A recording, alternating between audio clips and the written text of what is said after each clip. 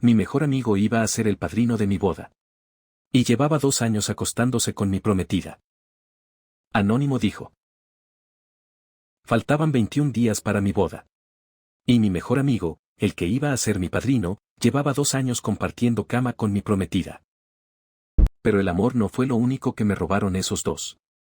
También se llevaron, poco a poco, todo lo que había construido con mis propias manos. Bienvenidos a Anónimo dijo, el canal donde las historias más oscuras de amor, traición y venganza silenciosa finalmente salen a la luz. Esta historia me la envió un usuario anónimo de Reddit. Un hombre que pasó casi 6 años de su vida construyendo algo con 2 personas que terminaron destruyéndolo todo, sin que él lo sospechara hasta que ya casi era demasiado tarde. Esto es lo que él escribió, en sus propias palabras. Parte 1. El taller que construimos con nuestras propias manos. Me llamo Liam Drake. Conocí a Damon Vance cuando teníamos 14 años, en un taller mecánico improvisado en el patio trasero de su casa, donde los dos pasábamos las tardes desarmando motores que no sabíamos cómo armar de vuelta. Crecimos juntos en el sentido más literal de la palabra. Él estuvo en el hospital cuando me rompí el brazo a los 16, sentado en la sala de espera durante 6 horas porque mis padres estaban de viaje y no encontraban vuelo de regreso a tiempo. Yo estuve a su lado cuando enterramos a su padre, 2 años después, cargando uno de los lados del ataúd junto a él sin que tuviéramos que decirnos una sola palabra sobre lo que ambos sentíamos. Si alguien me hubiera preguntado, en cualquier momento de mi vida, quién era la persona en la que más confiaba sobre la tierra, habría dicho su nombre sin pensarlo 2 veces, sin dudar ni un segundo. A los 25, juntamos cada centavo que teníamos, además de un préstamo pequeño que ninguno de los dos podía pagar del todo cómodo, y abrimos un taller de restauración de autos clásicos. Lo llamamos Drake & Vance Customs. Empezamos en un local rentado con goteras en el techo y terminamos, después de 5 años de trabajo casi sin descanso, con una clientela que venía de ciudades enteras solo para que restauráramos sus autos. Ese taller no era solo un negocio. Era la prueba de que 2 chicos sin nada habían construido algo real. Conocí a Solas Nax en una de esas ferias de autos clásicos a las que íbamos cada año.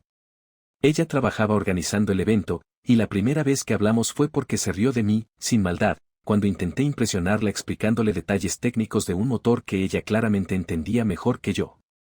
Para alguien que restaura autos clásicos, deberías saber que ese motor no es del año que estás diciendo, me dijo, sin dejar de sonreír. Me gustó de inmediato, no solo por cómo se veía, sino por esa forma directa que tenía de no dejarme quedar mal sin que sonara cruel. Empezamos a salir esa misma temporada. Los primeros 2 años de relación fueron, sinceramente, de los más felices que recuerdo.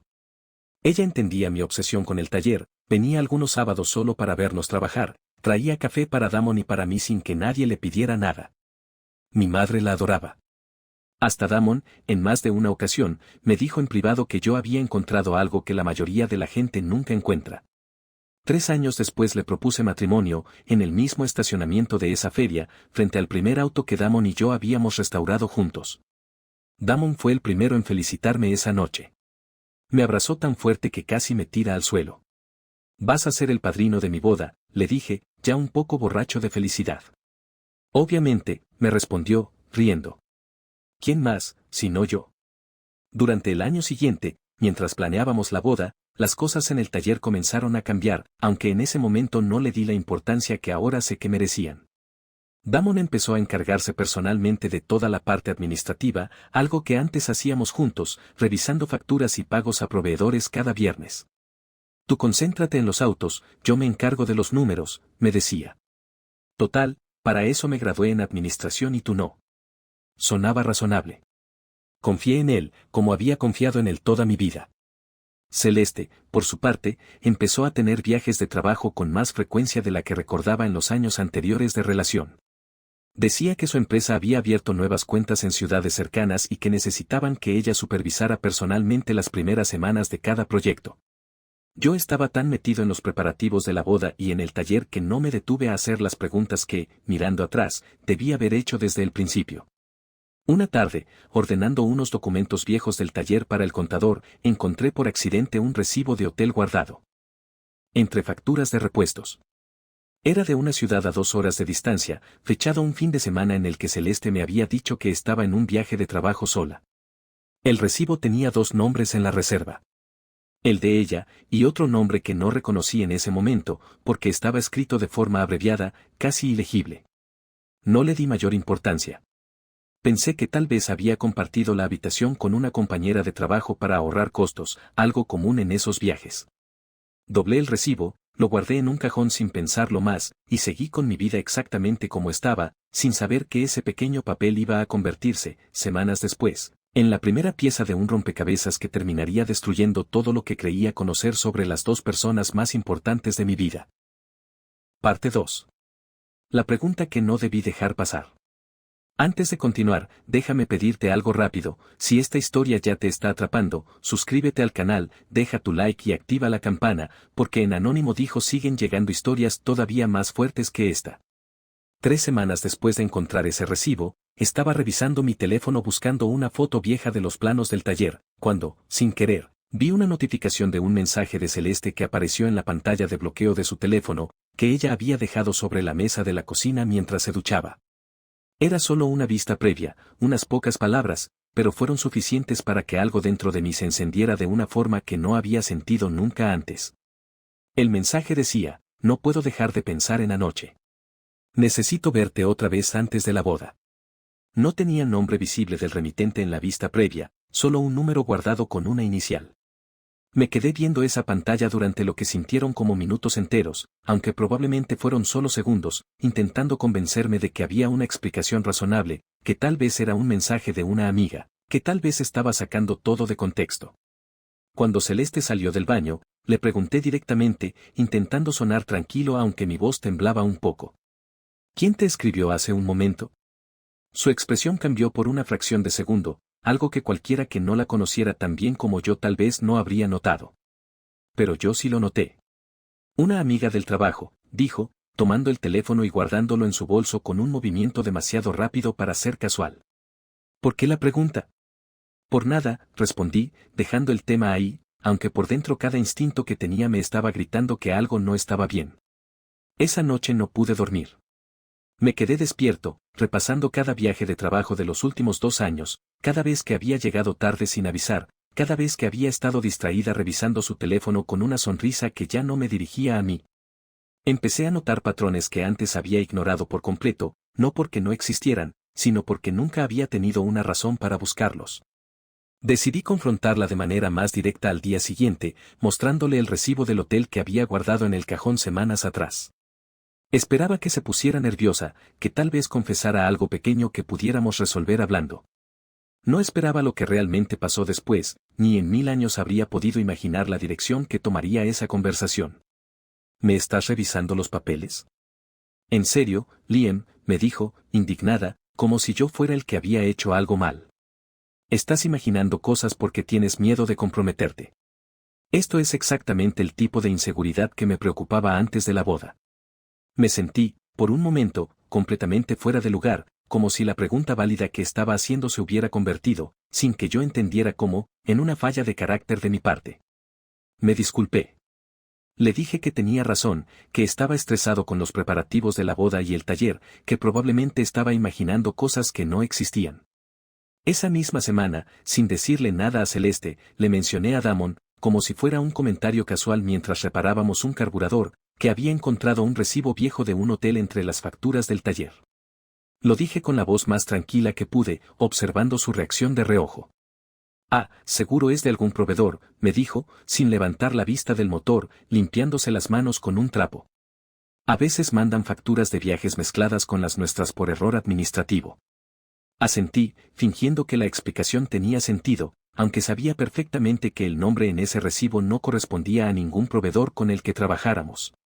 Fue la primera vez que sentí, de manera clara, que la persona que conocía desde los 14 años me estaba mintiendo directamente a la cara, sin ningún titubeo, con la misma naturalidad con la que hablábamos de motores y repuestos todos los días.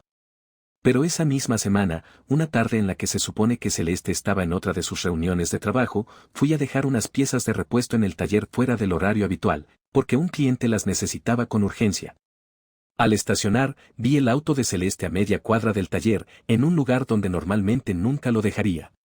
Y, saliendo de la oficina trasera del taller, la oficina que Damon usaba para encargarse de los números, la vi a ella, ajustándose la chaqueta, seguida segundos después por Damon, cerrando la puerta detrás de los dos con una familiaridad que no necesitaba ninguna explicación adicional. Me quedé paralizado en mi propio auto, sin que ninguno de los dos notara mi presencia, viendo cómo mi prometida y mi mejor amigo salían juntos de un lugar al que ninguno de los dos tenía ninguna razón legítima para estar al mismo tiempo, a esa hora, sin avisarme. Parte 3. Lo que encontré cuando dejé de mirar hacia otro lado. No salí del auto. No los confronté ahí mismo, aunque cada parte de mi cuerpo quería hacerlo. Algo en mi interior, tal vez el mismo instinto que me había mantenido callado durante semanas, me dijo que si actuaba en ese momento, con la furia que sentía, solo conseguiría que ambos se pusieran de acuerdo en una historia antes de que yo tuviera ninguna prueba real de nada. Esperé a que se fueran, cada uno en su propio auto, en direcciones distintas, como si llevaran practicando esa coreografía durante mucho tiempo. Y entonces entré al taller, directo a la oficina de Damon. No tenía un plan claro. Solo sabía que necesitaba entender qué tan profundo era todo esto. Empecé a revisar los archivos físicos que Damon guardaba en un cajón con llave, un cajón al que técnicamente yo también tenía derecho de acceso como socio, aunque nunca antes había sentido la necesidad de hacerlo. Encontré la llave de repuesto que guardábamos escondida desde el primer año del taller, en caso de emergencia, dentro de una vieja caja de herramientas que ya casi nadie usaba. Mis manos temblaban mientras giraba esa llave en la cerradura. Una parte de mí, incluso en ese momento, todavía esperaba encontrar nada, una explicación inocente, algo que me permitiera cerrar ese cajón y seguir viviendo la vida que creía tener hasta hacía apenas unas horas. Lo que encontré dentro no fue solo evidencia de la relación entre Celeste y Damon. Encontré algo que, en ese momento, dolió incluso más, estados de cuenta del taller que yo nunca había visto, con retiros regulares hacia una cuenta personal de Damon, etiquetados internamente como gastos operativos diversos, que en realidad coincidían, fecha por fecha, con reservas de hotel, cenas costosas, y un anillo de joyería comprado apenas 2 meses atrás. Damon no solo se había acostado con mi prometida durante, según pude reconstruir después, casi 2 años.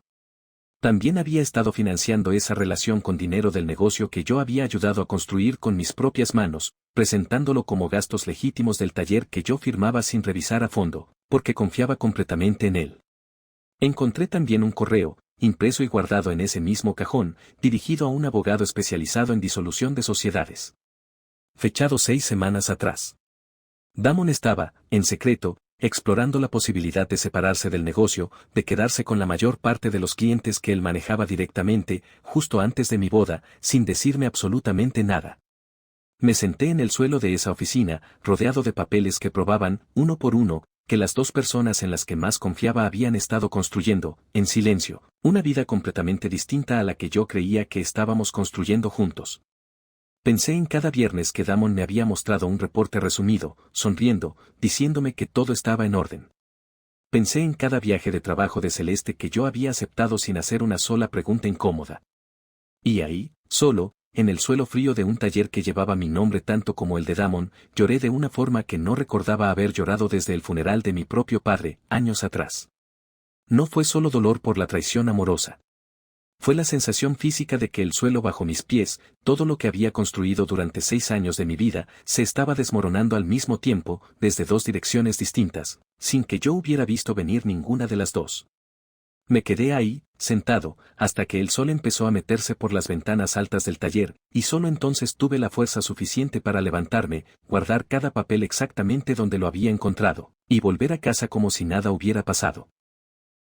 Parte 4. La trampa que tardé 3 semanas en construir. No confronté a nadie esa noche. Guardé cada documento que encontré, fotografiándolos con mi teléfono antes de devolverlos exactamente a donde estaban, para que ni Celeste ni Damon sospecharan que yo ya sabía todo lo que había descubierto. Llamé a un primo mío, contador, alguien fuera por completo del círculo del taller, y le mostré los estados de cuenta.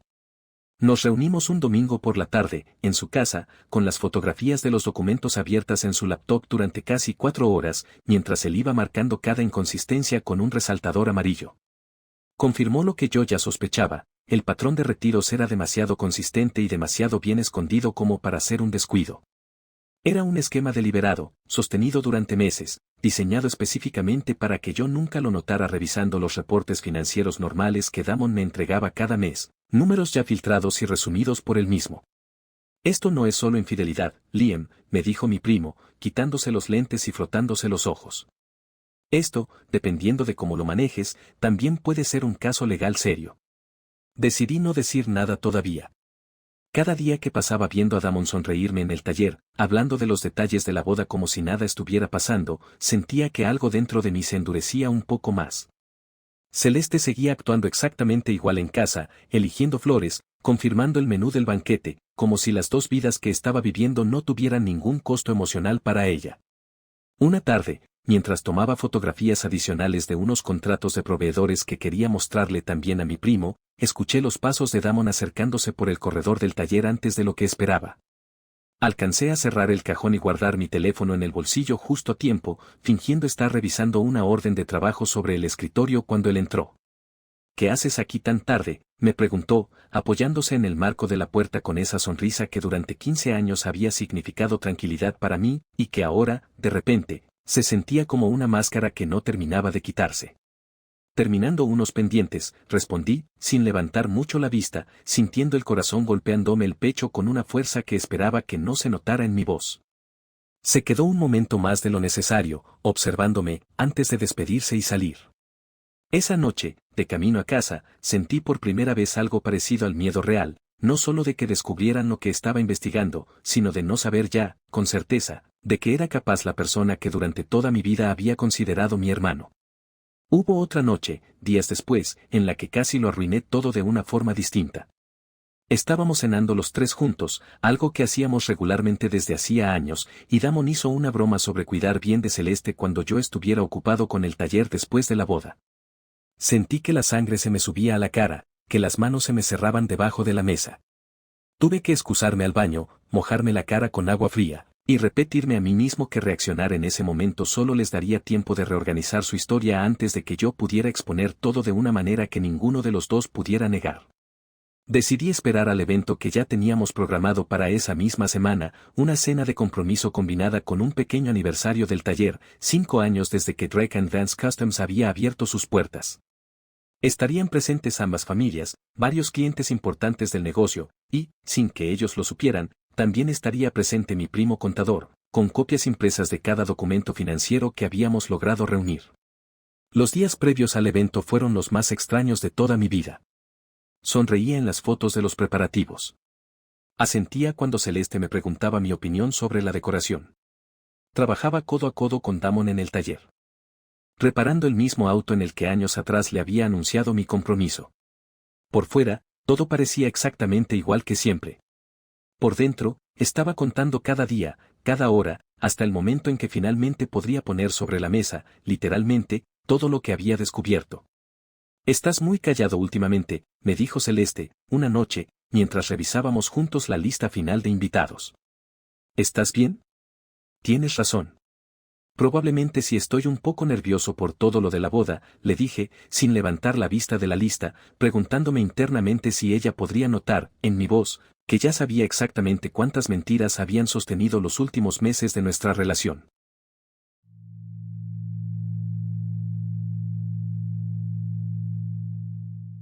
Parte 5. La noche en que todo se vino abajo frente a todos. La cena de compromiso se realizó en el patio del taller, decorado especialmente para la ocasión con luces colgantes y mesas largas, rodeado de los autos clásicos que Damon y yo habíamos restaurado a lo largo de los años. El olor a aceite de motor mezclado con el perfume de las flores que Celeste había elegido personalmente me pareció, esa noche, casi una metáfora de todo lo que estaba a punto de pasar. Dos mundos que nunca debieron mezclarse de esa manera, sostenidos juntos solo por la apariencia de que todo estaba bien. Estaban mis padres, los padres de Celeste, varios de nuestros clientes más antiguos, y por supuesto, Damon, sentado a mi lado como el padrino de honor que se supone que era. Llegó el momento de los discursos. Mi padre habló primero, emocionado, recordando el día en que Damon y yo llegamos a pedirle un préstamo pequeño para abrir el taller. Después fue el turno de Damon, que se levantó con una copa en la mano, sonriendo a la multitud con esa misma calidez que durante 15 años yo había confundido con lealtad real. Liam ha sido mi hermano desde que teníamos 14 años, comenzó a decir, con la copa levantada y la voz firme, como si nada de lo que estaba a punto de pasar pudiera siquiera imaginarlo. No hay nadie en este mundo que merezca más ser feliz que él. Esperé a que terminara su brindis, sintiendo como cada palabra que decía sobre lealtad y hermandad se me clavaba un poco más hondo, sabiendo lo que yo sabía y lo que él todavía no sospechaba que yo sabía. Y entonces, antes de que alguien pudiera levantar su copa para el siguiente toast, tomé el micrófono que habíamos preparado para los agradecimientos finales.